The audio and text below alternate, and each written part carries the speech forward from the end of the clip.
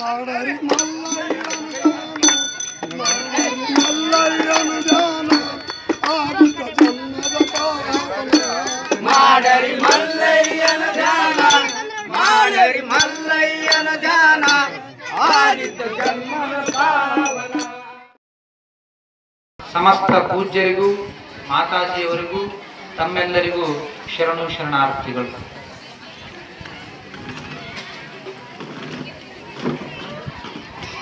ರಾಮರಾಜ್ಯ ಕಲ್ಯಾಣ ರಾಜ್ಯ ವಿಷಯಕವಾಗಿ ಎಲ್ಲ ಪೂಜ್ಯರು ಬಹಳ ಅರ್ಥಪೂರ್ಣವಾಗಿ ತಮಗೆಲ್ಲ ತಿಳಿಸಿಕೊಟ್ರು.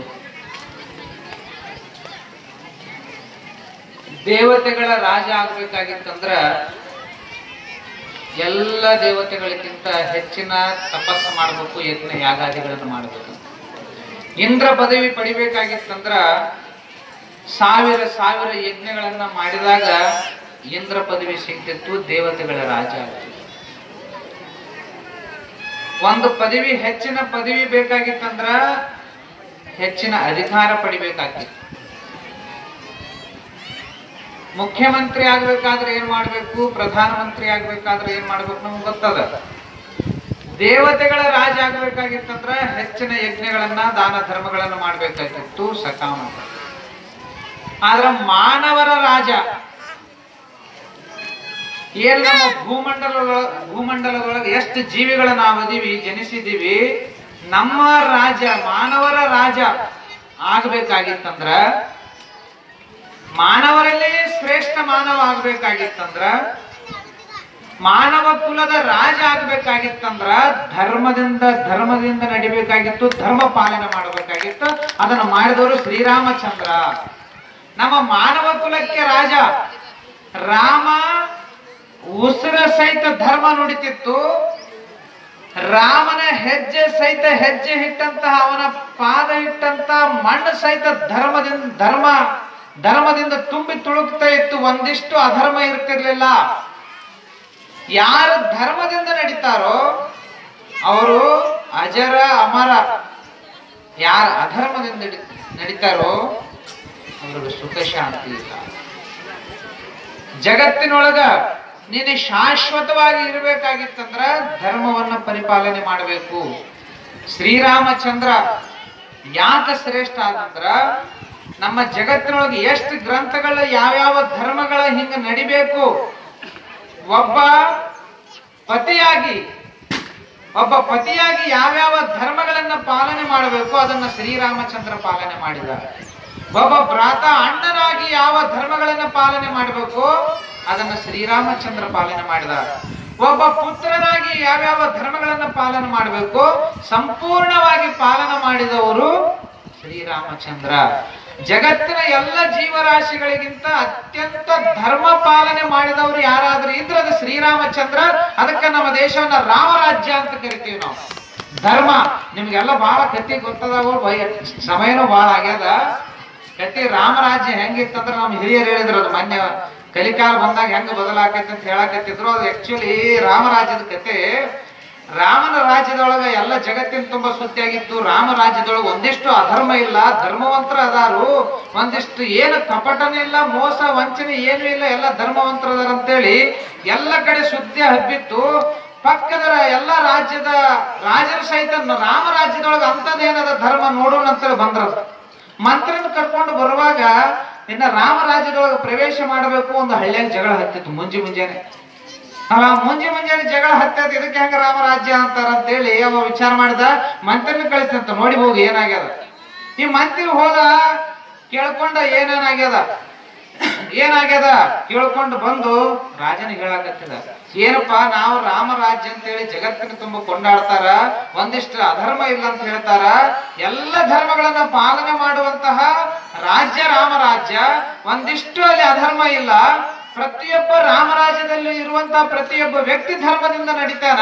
ಅಂತದ್ರೊಳಗೆ ಇಂಥ ರಾಮರಾಜ್ಯದೊಳಗೆ ಬೆಳಿಗ್ಗೆ ಜಗಳ ಮಾಡಾಕತ್ತಾರ. ಎಲ್ಲ ಜನ ಕೂಡ್ಯಾರಲ್ಲ, ಯಾಕ ನೋಡ್ಕೊಂಡು ಬಾ ಅಂತ ಕಳಿಸಿದಾಗ ಅವ್ ನೋಡ್ಕೊಂಡು ಬಂದ. ಕೇಳಿದ, ಯಾಕೆ ಜಗಳ ಮಾಡಾಕತ್ತಾರ, ಯಾಕೆ ಕೂಡ್ಯಾರ? ಆ ಮಂತ್ರಿ ಹೇಳ್ದ, ಯಾಕೆ ಕೂಡ್ಯಾರಂದ್ರ ಈಗ ಒಂದು ವಾರದಿಂದ ಒಬ್ಬ ಹೊಲ ಇನ್ನೊಬ್ಬ ಮಾರ್ಯಾನ್ರಿ. ಆ ಹೊಲ ತಗೊಂಡಾನ. ಆ ಹೊಲ ತಗೊಂಡಂತ ವ್ಯಕ್ತಿ ಉಳುಮೆ ಮಾಡುವಾಗ ಒಂದು ಬಂಗಾರದ ಹಂಡೆ, ಒಂದು ಬಂಗಾರದ ಕೊಡ ಹತ್ಯದ, ಅದ್ರೊಳಗೆ ಎಲ್ಲ ಬಂಗಾರದ ನಾಣ್ಯಗಳು ತುಂಬ್ಯಾವ. ಆ ಹೊಲ ತೆಗೆದುಕೊಂಡಂತ ವ್ಯಕ್ತಿ ಬಂದು ಊರಾಗ ಆ ಕೊಡ ಹಿಟ್ಟಿ ಹೇಳಾಕತ್ತಾನ, ನಾವು ಹೊಲ ಅಷ್ಟ ತಗೊಂಡಿನಿ, ಈ ಬಂಗಾರದ ಕೊಡ ನಾ ತಗೊಂಡಿಲ್ಲ, ಇದು ಯಾರು ಹೊಲ ಮಾರ್ಯಾರ ಅವ್ರಿಗೆ ಹೋಗ್ಲಿ ಅಂತ ಒಂದು ಜಗಳ ಮಾಡಾಕ. ಬಂಗಾರದ ಕೊಡ ಸಿಕ್ಕದ, ಯಾರು ಹೊಲ ಮಾರ್ಯಾರ ಅವ್ರಿಗೆ ಕೊಡಾಕ ಬಂದಾನ. ಎಲ್ಲಿ? ರಾಮರಾಜ್ಯದೊಳಗ. ಈ ಕೊಡದೊಳಗೆ ನಾನು ಹೊಲ ಅಷ್ಟೇ ತಗೊಂಡಿನಿ, ಈ ಬಂಗಾರ ತಗೊಂಡಿಲ್ಲ, ಇದು ಅವಾಗಂತೇಳಿ ಇವ್ ಕೊಡಾಕ ಬಂದಾನ. ಎಂತ ಗುಣ ನೋಡ್ರಿ. ನಮ್ಗೆ ಸಿಕ್ಕಿತ್ತಂದ್ರ ಎಲ್ಲಿ ಯಾರ ನಮಗೆ ಯಾರಿಗೂ ಹೇಳಂಗಿಲ್ಲ. ಸಂಪತ್ತು ಸಿಕ್ಕಿತ್ತಂದ್ರ ಒಡ ಹುಟ್ಟಿದ ಅಣ್ಣ ತಮ್ಮರು ಕೊಲೆ ಮಾಡಿ, ತಂದೆ ತಾಯಿ ಕೊಲೆ ಮಾಡಿ ನನಗಾಗಲಿ ಅಂತ ಹೋಗೋ ಜನಗಳದಾರ. ಆದ್ರ ರಾಮ ಇದು ಕಲಿಯುಗ, ಅದು ತ್ರೇತಾಯುಗ. ತ್ರೇತಾಯುಗ ದ್ವಾಪರದ ಯುಗದೊಳಗೂ ಇತ್ತು ಧರ್ಮ, ಕಲಿಯುಗದೊಳಗ ಮಾಯಾಗತ್ತಿದ್ದ. ಇನ್ನು ಧರ್ಮ ಉಳಿದಿತ್ತಂತಂದ್ರ ಇಂತ ನಮ್ಮ ಅಪ್ಪುಗಳಂತ ಶ್ರದ್ಧಾನಂದಪ್ಪವರು, ಸಿದ್ದೇಶ್ವರ ಅಪ್ಪುಗಳಂತವ್ರು ಪಾದ ಇಟ್ಟಾರಂತೇಳಿ ಎಲ್ಲೆಲ್ಲಿ ಪಾದ ಇಟ್ಟಾರ ಅಲ್ಲಿ ಧರ್ಮ ಉಳಿದ. ಇಲ್ಲಿ ಸಿದ್ದೇಶ್ವರ ಸ್ವಾಮೀಜಿಯವರು ಬಂದ್ರು ಅಕ್ಕಲಕೋಟ ಇದ್ದಾಗ. ನಮ್ಮ ಅಪ್ಪುಗಳಂತ ವರ್ಷಾನುಗಟ್ಲೆ ತಿಂಗಳಾನುಗಟ್ಲೆ ಯಜ್ಞ ಮಾಡಿದ್ರು. ಯಜ್ಞ, ದಾನ, ಜಪ, ಪೂಜಾ, ಸತ್ಸಂಗ ಎಲ್ಲಿರ್ತಾವ ಅಲ್ಲಿ ಧರ್ಮ ಇರ್ತದ, ಅಲ್ಲಿ ರಾಮರಾಜ್ಯ ಇರ್ತದ. ಅವ ಹೇಳಿದ, ನಾವು ಹೊಲ ಅಷ್ಟ ತಗೊಂಡಿನಿ, ಹೊಲದೊಳಗೆ ಸಿಕ್ಕಂತ ಬಂಗಾರದ ಕೊಡ ನಾ ತಗೊಂಡಿಲ್ಲ, ನೀ ತಗೋ ಅಂತೇಳಿ ಅವ ತಂದಿಟ್ಟಾನ. ಅವ ಮಾರಿದವ ಏನ್ ಅನ್ಬೇಕ್ರಿ? ಏ ಚಲೋ ಆತಪ್ಪ ಮಾರಾಯ, ನನಗೂ ಕಷ್ಟದ ಪರಿಸ್ಥಿತಿ ಬಂದಿತ್ತು, ಬಂಗಾರ ಕೊಡ ಕೊಟ್ಟ, ಈ ಚಲೋ ಆತಂತ್ರ ಅವ ತಗೊಳ್ಳಿಲ್ಲ ಅಂತ್ರಿ. ಅವ ಏನಂದಂತ, ನಾವ್ ಹೊಲ ಮಾರಿದಂದ್ರೆ ಅದ್ರೊಳಗೆ ಏನ್ ಇರ್ತೈತೆ ಅದೆಲ್ಲ ನಿಂದ, ನನಗೆ ಬೇಡ ಅಂತಂದ. ನೋಡ್ರಿ ಎಂತ ಧರ್ಮ. ಹೊಲ ಮಾರಿದಂದ್ರೆ ಅದ್ರೊಳಗೆ ಏನು ಸಿಗುತ್ತದ ಅದು ನಿಂದ ಅಂತಾನ, ಇಲ್ಲ ನಾವು ಹೊಲ ಅಷ್ಟ ತಗೊಂಡಿನಿ ಕೊಡ ನಿಂದ ಅಂತಾನ. ಅದಕ್ಕೆ ಅವ್ರು ಜಗಳ ಹತ್ತದ, ಜಗಳ ಬಗೆಹರಿಸಕ್ಕೆ ಜನ ಕೂಡ್ಯಾರ ನೋಡ್ರಿ. ಅದು ಎಂತ ರಾಮರಾಜ್ಯ. ಆಶೆನೇ ಇಲ್ಲ, ಧರ್ಮ ತುಂಬಿ ತುಳುಕತ್ತದ. ಇಬ್ಬರು ಜಗಳ ಬಗೆಹರಿಸಕ್ ಊರು ಹಿರಿಯರು ಕೂಡ್ಯಾರಲ್ಲಿ ಅಂದ. ಇವ್ ಏನು ರಾಮರಾಜ್ಯ ನೋಡಕ್ ಬಂದಿದ್ನಲ್ಲ, ಅವ್ ಗಾಬರಿ ಅದ. ಎಂಥ ಧರ್ಮ, ಎಂಥ ಧರ್ಮ. ಸಂಪತ್ತಿಗಾಗಿ ಹೊಡೆದಾಡಿ ಎಂಥೆಂಥ ಮೋಸ ವಂಚನೆ ಮಾಡುವಂತ ನಮ್ಮ ರಾಜ್ಯಗಳಲ್ಲಿ ಇಲ್ಲಿ ಸಿಕ್ಕ ಸಂಪತ್ತು ನಂದಲ್ಲ ಅಂತ ಎಂತ ತ್ಯಾಗಮಯ ಜೀವನ ಅಂತೇಳಿ ಸ್ಮರಿಸಿಕೊಳ್ಳಕತ್ತಿದ್ದ. ಮತ್ ಮುಂದೇನಾಯ್ತಂತ ಕೇಳ್ದವ ರಾಜ. ಹಿರಿಯರು ಕೂಡಿ ಬಗೆಹರಿಸಿದ್ರಿ. ಹೆಂಗ ಬಗೆಹರಿಸಿದ್ರು? ಅಂದ್ರ ಅವನು ತಗೊಳಕ್ ಒಪ್ಪಿಗೆ ಇಲ್ಲ, ಇವನು ತಗೊಳಕ್ ಒಪ್ಪಿಗೆ ಇಲ್ಲ. ಹಿರಿಯರು ಹೇಳಿದ್ರಂತ, ನಿಮ್ಗೆ ಎಷ್ಟು ಮಂದಿ ಮಕ್ಕಳದಾರು?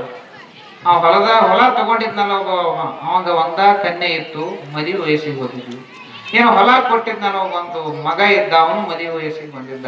ಆಯ್ತಪ್ಪ, ನಾವು ಹಿರಿಯರಿಗೆ ಹೇಳ್ತೀವಿ, ನಮ್ಮ ಮಾತು ನಿಂದು ಅಲ್ಲ, ಈ ಕೊಡ ನಿಂದು ಅಲ್ಲ, ನೀವಿಬ್ರು ನಂದು ಅಲ್ಲ ಅಂತೀರಿ. ಆದ್ರ ನಿನ್ನ ಮಗಳನ್ನ ಕೊಟ್ಟ ಇವನಿಗೆ ಮದುವೆ ಮಾಡು, ನಿನ್ನ ಮಗಗ ಆ ಕನ್ಯೆ ತಗೋ, ಇಬ್ರು ಮದುವೆಯನ್ನ ಪರಸ್ಪರ ಒಪ್ಪಿಗೆಯಿಂದ ಮದುವೆ ಮಾಡ್ರಿ. ಆ ಸಂಪತ್ತು ಏನು ಸಿಕ್ಕದ, ಮಾರಿದಂತ ಹೊಲದಲ್ಲಿ ಏನು ಸಂಪತ್ತು ಸಿಕ್ಕದ, ಅದು ಎರಡು ಮನೆತನಕ್ಕೆ ಸಿಗುತ್ತಾವ ಅಂತ ಹೇಳಿದ್ರಂತ ಹಿರಿಯರು. ಹಿಂಗ ನ್ಯಾಯ ಬಗೆಹರಿಸಿದ್ರು ಹಿರಿಯರು. ನಮ್ಮ ಹಿರಿಯರಾಗಿದ್ರ ನೀನು ಒಲ್ಲೆ ಕೊಡ ನಮಗೆ ಇರಲಿ ಬಂಗಾರ ಅಂತಿದ್ರು. ಹಾಗಾಗಿ ರಾಮರಾಜ್ಯ ತ್ಯಾಗದಿಂದ ಇದ್ದಿದ್ದು ರಾಜ್ಯ, ರಾಮರಾಜ್ಯ. ರಾಮೋ ವಿಗ್ರಹವಾನ್ ಧರ್ಮ. ಅತ್ಯಂತ ರಾಮ ಅಷ್ಟೇ ಅಲ್ಲ, ರಾಮನ ರಾಜ್ಯದೊಳಗೂ ಕೂಡ ಧರ್ಮ ರಾರಾಜಿಸುತ್ತಿತ್ತು. ಹಾಗಾಗಿ ಧರ್ಮವಂತರಾಗಬೇಕು. ಎಲ್ಲಿ ಧರ್ಮದ ಅಲ್ಲಿ ರಾಮ ರಾಜ್ಯದ, ಎಲ್ಲಿ ಧರ್ಮದ ಅಲ್ಲಿ ನಾಶ ಎಂಬುದೇ ಇಲ್ಲ, ಅದು ಶಾಶ್ವತವಾಗಿ ಇರ್ತದಂತ ಹೇಳ್ತಾ ಕಾರ್ಯಕ್ರಮವನ್ನ ಎಲ್ಲ ಊರಿನ ಹಿರಿಯರು, ತಾಯಂದಿರು ಎಲ್ಲರೂ ಬಂದು ಯಶಸ್ವಿಗೊಳಿಸಿದ್ರಿ. ಬಹಳ ಚಲೋ. ಹುಡುಗರು ಅವಸರದಾಗ ಮಾಡಿದ್ರು, ಒಂದು ಹೆಚ್ಚ ಕಡಿಮೆ. ಎಲ್ಲರೂ ಮುಂದಿನ ವರ್ಷ ಎಲ್ಲ ಹಿರಿಯರು ಕೂಡಿ, ಎಲ್ಲ ಯುವಕರು ಕೂಡಿ, ತಾಯಂದಿರು ಕೂಡಿ ಈ ಗುರುವಿನ ಕಾರ್ಯವನ್ನು ಬಿಡಬಾರದು, ಗುರುಗಳು ಹಾಕಿಕೊಟ್ಟಂತ ಮಾರ್ಗವನ್ನು ಬಿಡಬಾರದು. ಅದನ್ನ ಅತ್ಯಂತ ಶ್ರದ್ಧಾ ಭಕ್ತಿಯಿಂದ, ಈಗಾಗಲೇ ಖಾನಾಪುರದ ಹೆಸರು ಕರ್ನಾಟಕದ ತುಂಬಾ ಮಾತಾಡ್ತಾರೆ, ಭಾರಿ ಭಕ್ತಿವಂತರ ಅಂತೇಳಿ, ಅದನ್ನ ಉಳಿಸ್ಕೊಂಡು ಹೋಗ್ರಿ ಅಂತ ಹೇಳ್ತಾ ನನ್ನ ಎರಡು मातुಗಳನ್ನ मुगिಸುತ್ತೇನೆ. हरि ओम तत्सत. अशा आणखी व्हिडिओ पाहण्यासाठी AK20 न्यूजला सबस्क्राईब करा, बेल आयकॉनला क्लिक करा, लाईक करा, शेअर करा. धन्यवाद.